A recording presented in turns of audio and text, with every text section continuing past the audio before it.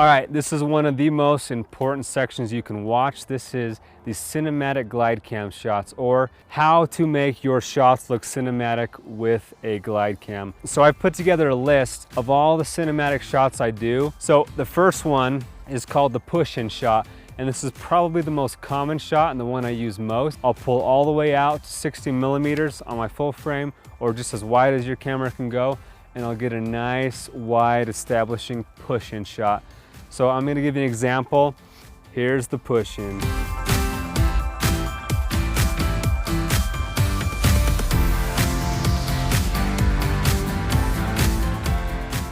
Okay, so that is the push-in. Now we're going to bring a subject into the shot. I'm going to have you go start at that tree. You're going to walk towards the tire, and I'm going to do a slow push-in shot establishing her walking to the tire. And you'll notice that I'm right up here against this tree. There's a reason I chose to come over here by this tree, especially when you're glide camming at a wide angle lens. It's always good to find something that you can glide up against, because that gives the camera more motion. And to me, movement is very important to making shots cinematic, at least for my style it is. My style is very movement oriented. So I'm gonna show you the difference between me using something and pushing right up against it, and me just out in the open. So first, the example of not pushing up against something, and action. So I'm not pushing up against anything. Nothing wrong with this, just a different look. Okay, good, Law. And now here's the same shot, but I'm pushing up against something, and action. And now I'm pushing right by this tree, gives them more movement. And now I'm pushing right by the second tree as well. Compare those side by side. Without the tree, with the tree, pushing up against something, not pushing up against something. I'll oftentimes use this shot when I'm out shooting nature style videos and I want to capture a landscape, and instead of just popping the camera on a tripod, I'll just give a nice slow push in that gives it a little bit more movement and makes things a little more interesting. It also helps when you can add people to the shot. Anything that can create some more movement to me just brings it to life. I also like using this shot to open up a location or a video. This is probably one of the most common shots we use, but it really does make things more cinematic when most people would just stick it on a tripod. All right, move number 2 is the pull out. It's pretty much the opposite of a push in. Instead of starting wide and pushing into your subject, you're gonna start in tighter on your subject and pull out. So here goes the pull out. Ready, Law, and action.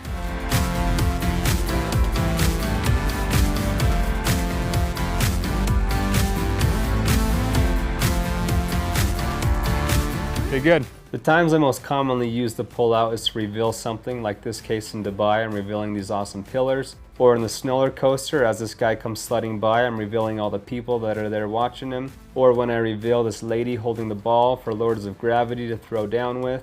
So though I don't use this move as much, it's definitely a good one to throw in to mix things up and give it a new look, and especially when you want to reveal something. Number 3 is probably my favorite move that I love using more than anything. It's called the parallax. But essentially what I'm doing is I'm finding my subject, I'm keeping them in the center of the frame or in a position in the frame, and I'm moving myself around them while keeping them in the same spot in my frame. It gives it this look that they're not moving, but everything behind them is moving. And it's one of my favorite looks because it helps you focus in on your subject, but it gives you a ton of movement of things in the background. So I'm gonna do the same shot. Instead of pushing in or pulling out, I'm now gonna parallax around Lauren, keeping her in the same spot in the frame, so you're focused on her and your eye can focus on that same spot in the frame, but you're seeing everything else around her move. And action.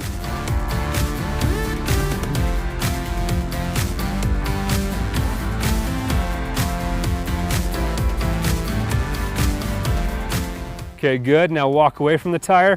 Coming back now, I'm keeping her on the left side of the frame and parallaxing out. I'm gonna do that same thing, but instead of at 16 millimeter wide, I'm gonna zoom into 35 millimeter. So I'm gonna be keeping the same distance from her, and as she walks, I'm gonna be walking opposite of her, so the background behind her is moving, but she's staying in the same spot in the frame. Action.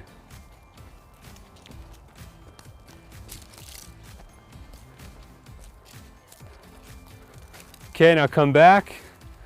This time keeping it on the left side of the frame.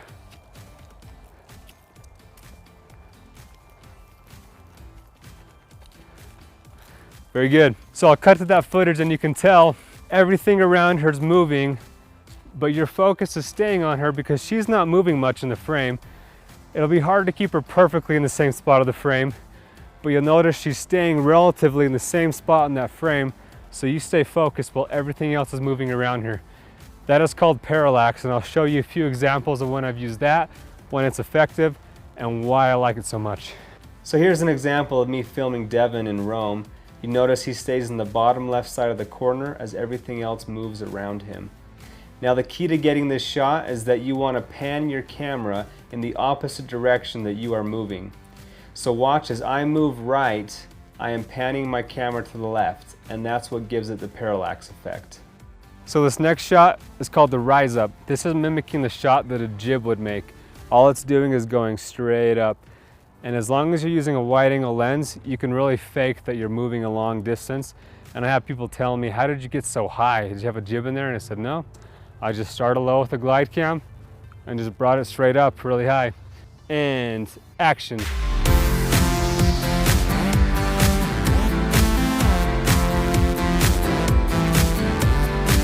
That's the rise up.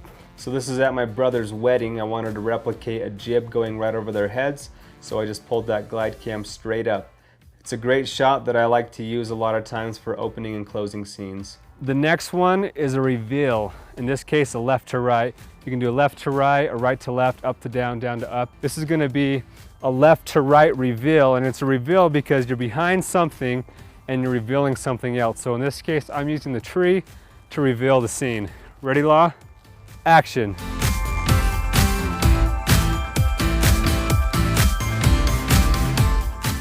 So the reveal, all it is using something to reveal something else. So here's an example of me shooting a music video for my buddy Tanner Townsend. I started out with just a bunch of close shots, and then I used this reveal behind the wall from right to left to reveal the whole scene and show where he's at playing the piano. The next one is the tilt down reveal. I like to combine this with a push in a lot of times. So the tilt down is basically just me starting high and coming low. And a lot of times, like I said, I like to push in while I'm doing the high to low. And it gives it this cool reveal. You can see the trees in this case, and then it reveals down to her. Action.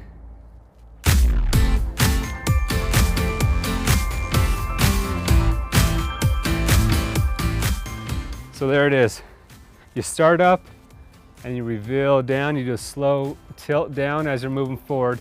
That's the tilt down, and I'll show you a few examples of when I use that. So here's the opening scene to the bike parkour video in San Francisco.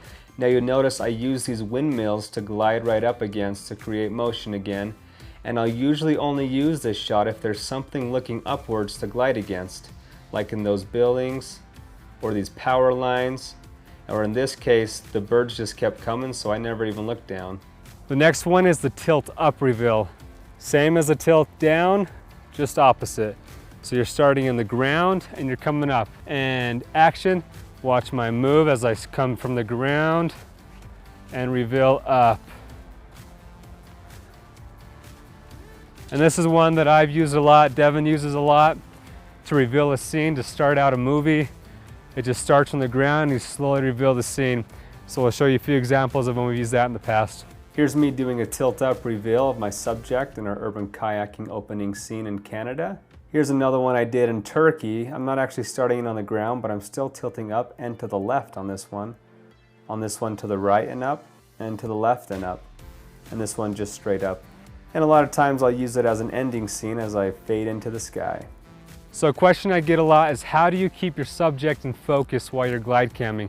So I call this one the constant focus. It's keeping the same focus, same distance from your subject, so they're in focus the whole time. I'll grab my focus, and my goal is to keep the exact same distance, because I set the focus for this distance. My goal is to keep that same distance the whole time throughout the shot. So now Law's gonna walk forward, and I'm gonna try and walk the exact same speed so that focus stays. I'm about 1.5 meters away, so I'm gonna try and keep that distance, and action. So I'm just trying to mimic her walking and keep that same distance. Here's another example. She's not gonna move, but I am, and I'm gonna try and stay this exact same distance away from her as I circle around her. So she's looking up the trees in wonder. Oh, how beautiful. And I'm just doing a nice circle around her, keeping the same distance so that she's in focus the whole time. Now, you don't always want to do that. Sometimes you want a change of focus, which is the next one.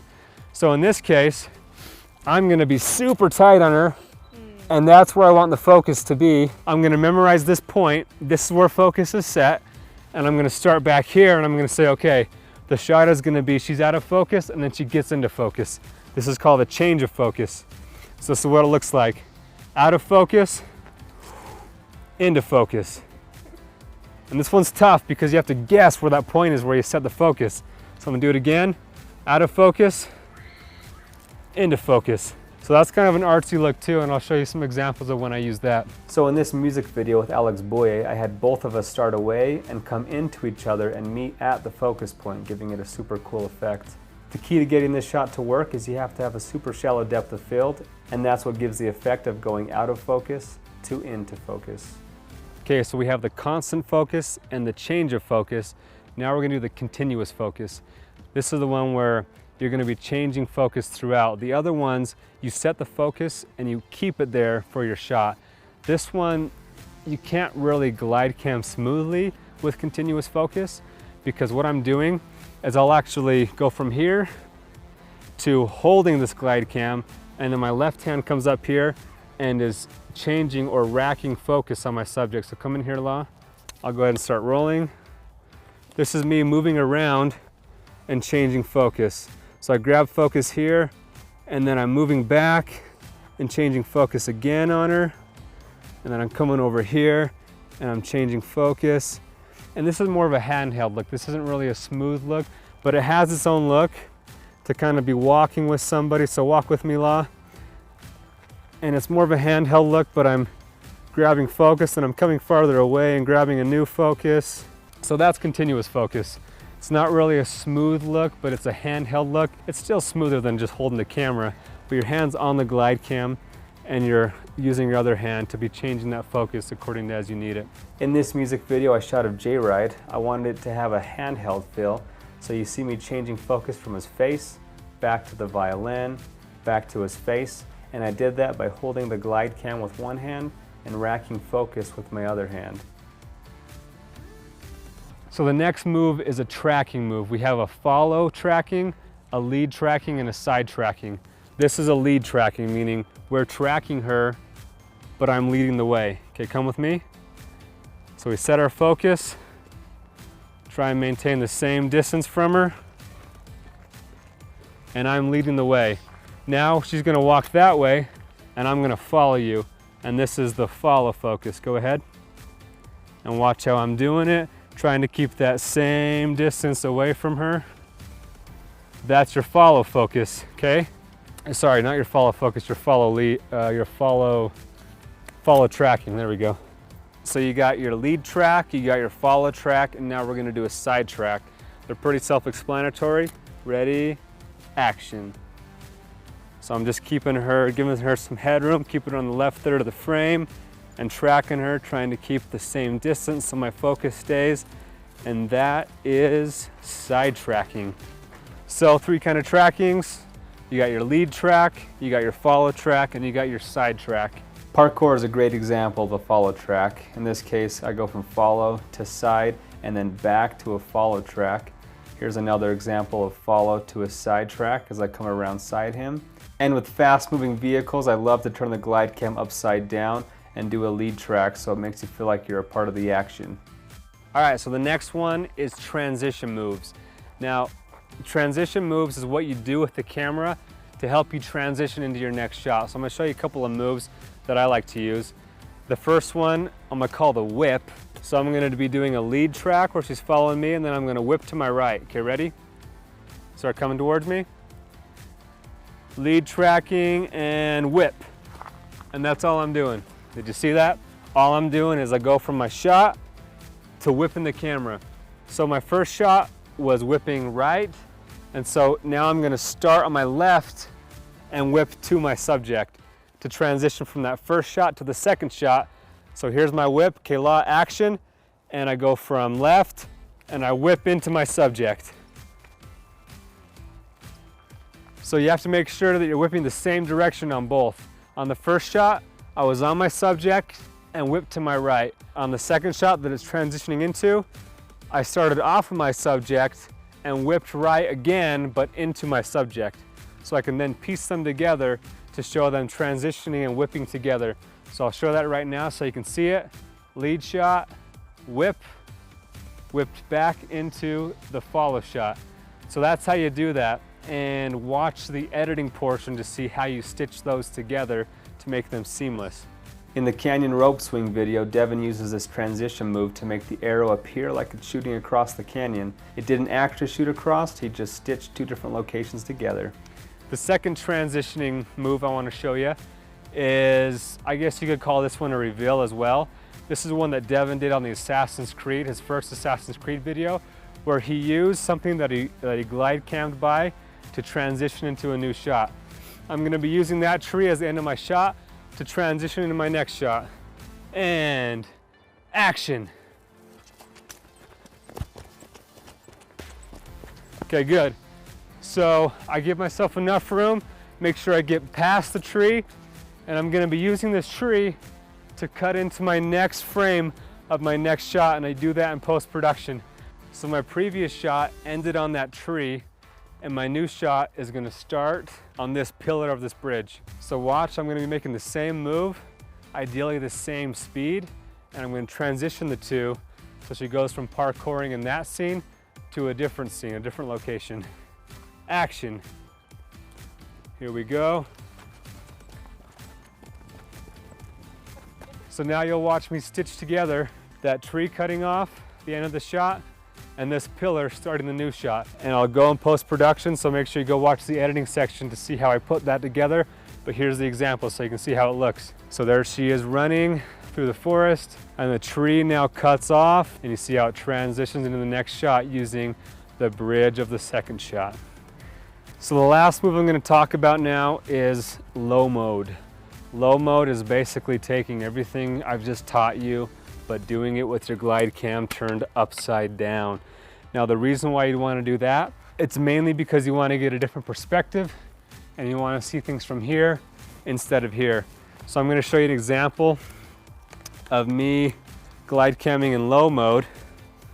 And a lot of times with this one, I'll actually hold it up here higher on the glide cam, which means I'm probably not going to get as smooth as shots, but it's just a little bit easier to handle when I'm doing low mode. Okay, now come back. Same principles apply. Try not to touch that shaft too much. And that's low mode for you. Choosing to switch to low mode is all about perspective. By putting yourself closer to the ground, you're able to silhouette your subject up against the sky instead of against the ground. Take for instance this aerial shot. Look at your subject. They are silhouetted up against the pavement. Contrast that with this shot as your subject is silhouetted up against the sky. It just gives you a new perspective and helps you feel like you're part of the action. So that's it for the cinematic moves on your glide cam. Those are the main moves I like to use that you'll find throughout most of my videos. If you go back and watch the videos, you'll probably find every move we make on the glide cam fits into one of those categories and in one of those keys I just taught you. That is it for cinematic moves. Moving on.